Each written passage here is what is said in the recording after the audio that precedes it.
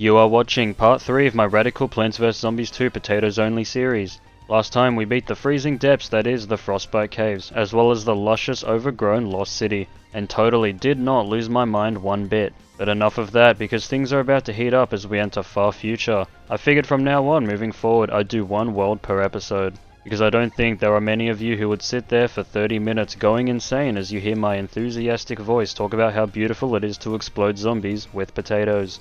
Plus, it means I can get videos out quicker. So let's do it.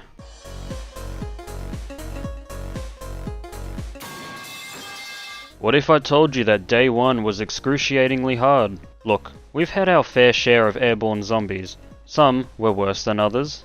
But at least we had Sweet Potato to not only lure, but also store them out. However, jetpack zombies aren't affected by Sweet Potato at all.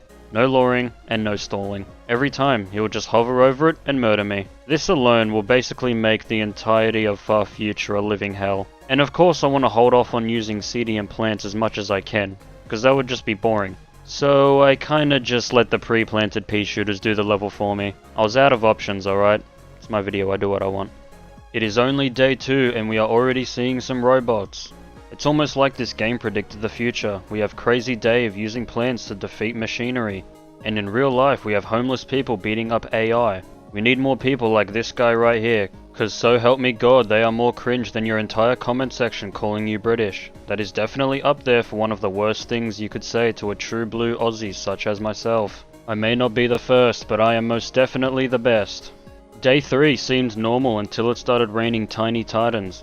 It was chill though, nothing like stalling does the trick. There was only one jetpack zombie per lane, making it barely doable thanks to the lawnmowers.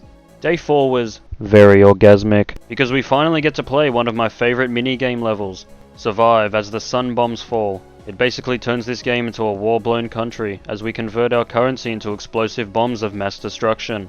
In a challenge like this, the level is just as fun, and makes these jetpack joyride headasses possible to kill. And had a lot of close calls. This is peak gaming right now.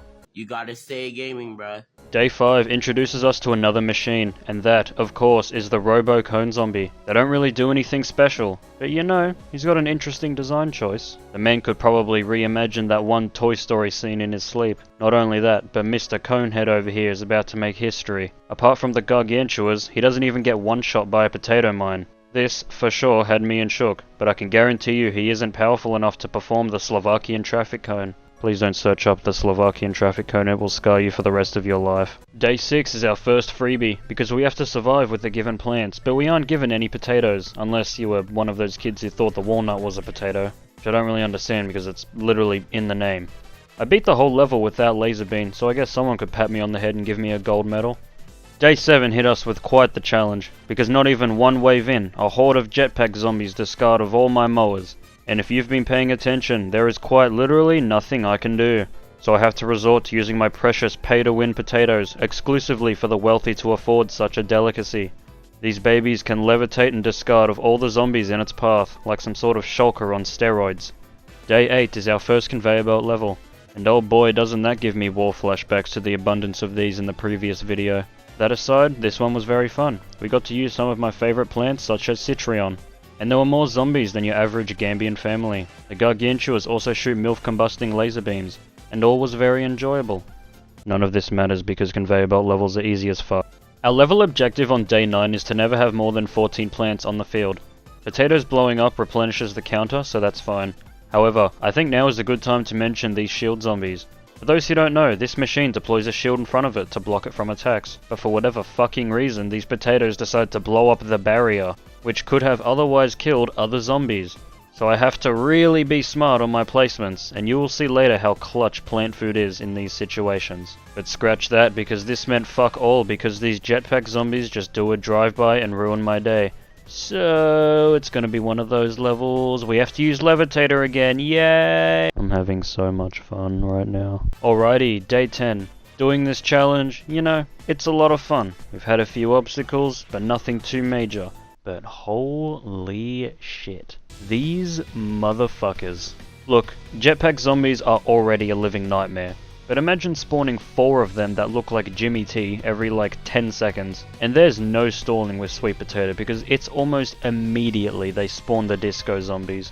I can't stress this enough, if the disco jetpack zombies spawn, it's basically a guaranteed restart, because a wave of jetpack zombies spawn in each lane, so I have to save all my mowers for when they arrive. The only way I can counter the Discotron is to pre-place a potato mine on the lane and make a prediction to when they arrive. This level took like an hour, but with enough practice and precision, it was barely doable. Day 11 is a plan your defense stage. Our usual minefield is fine, but a shit ton of jetpack zombies takes me out, so I am forced to use the levitator to help me win. And unfortunately, day 12 isn't too much different. I spent a lot of the time trying to deal with the Discotrons that it was just all for nothing, because of these stupid fucking jetpack zombies. My lawnmowers can only deal with one of them in each lane, but any more than that will result in me losing no matter what, and forces me to use the levitator. It's unfortunate that Sweet Potato doesn't lure them, because if it did, I could save on my mowers more, and I can guarantee you I would win more levels without having to use CDM plants. Day 13, same shit, different smell. I do fine, everything goes swimmingly, and oh great, yeah, more jetpack zombies. I'm now starting to second guess gaslighting myself into believing this is one of the best worlds. Jesus Christ, if this is bad, I can only imagine how Big Wave Beach is going to be. Even for this, one type of zombie is all it takes for me to use Levitator. Oh yeah, we also get introduced to these guys, and thank God they don't push potato mines. Our level objective on day 14 is a spending limit, but potatoes are Chinese plastic levels of cheap, so that doesn't matter. But yeah, I wonder if you can guess the problem for the 1000th time. More fucking jetpack zombies.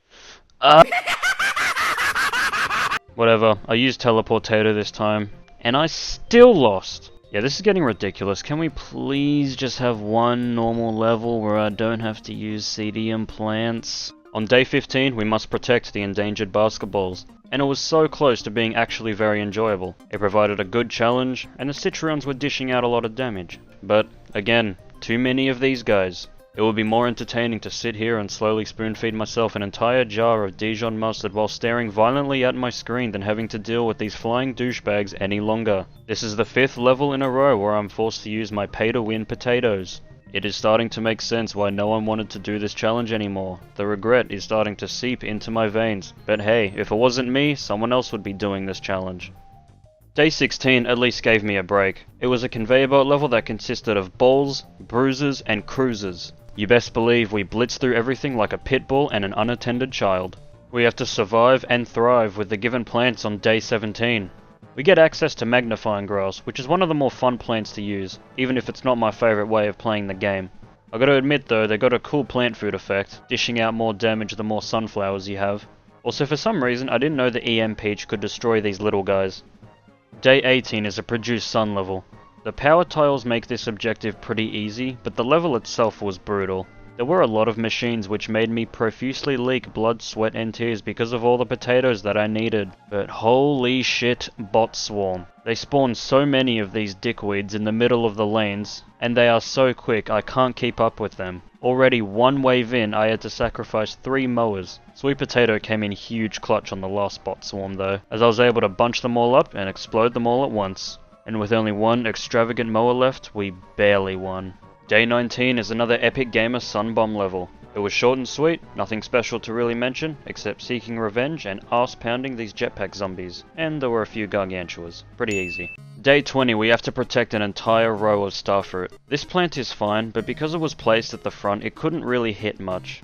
But not gonna lie brother, this level took almost 2 hours. Because obviously I have to prioritize the endangered plants, however Bot Swarm makes this difficult, so sometimes I have to shift my game plan to try and kill them. That isn't so bad though, because I can place potato mines on the power tiles. But don't forget about the absolute shit ton of machines, zombies, barriers there are, just trying to get to the starfruit alone. It's just way too much. Hard to really judge how exactly I beat this level. It was all just learning the zombie patterns. This setup right here can deal with a few bot swarms. The starfruit can at least murk the basic zombies. When in dire need, I use my plant food on them for more damage, which may be controversial, but I think it's fair game for this challenge as the plants themselves are already there. For the final wave, I just stalled and let the bot swarm activate all my mowers to take everything out.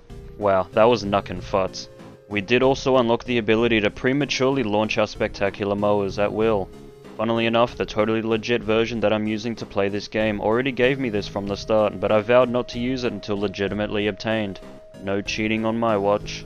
Day 21 is back to basics. 2 mediocre objectives at once. I do okay, but it's just one of those levels where jetpack zombies force me to use CD and plants. Nothing too out of the blue, but it was fun to see Teleportato absolutely murder everything in this scene. It is a little strange that Teleportato can even kill airborne zombies, but shit, I'm not complaining. Day 22 was a last stand defend the home base mission. I saw that the evil jetpackers were lurking about, so I knew I had to bust out the old levitator to Wingardium Leviosa their asses out of here. One wave, short and sweet, nothing special. Only 3 levels remaining, and day 23 was one of the most fun levels so far, because of its slow pacing and high difficulty, so I wasn't too overwhelmed.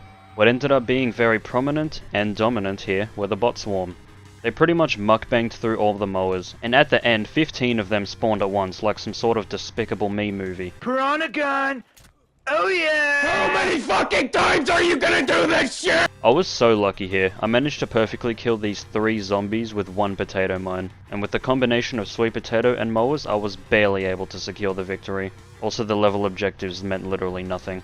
Day 24 was our final sun bomb level. I don't even know why I bother placing anything when the sun bomb's got my back. Plus, half the stuff here is airborne anyways, but fuck it, we ball. It was an awesome penultimate level because it combines one of my favourite minigames and amps up the difficulty. It got rather spicy towards the end due to the abundance of Discotrons and its summoners. It was a lot, but we pulled through and secured the dub. And finally, the Zomboss fight. Nothing new. It was easy and I got to use some fun plants. Weirdly enough, at the end he spawned an astronomical amount of stuff, but it don't matter. I know this world had its fair share of levels that were bullshit because of flying zombies, but apart from that, we had a few bangers here and there.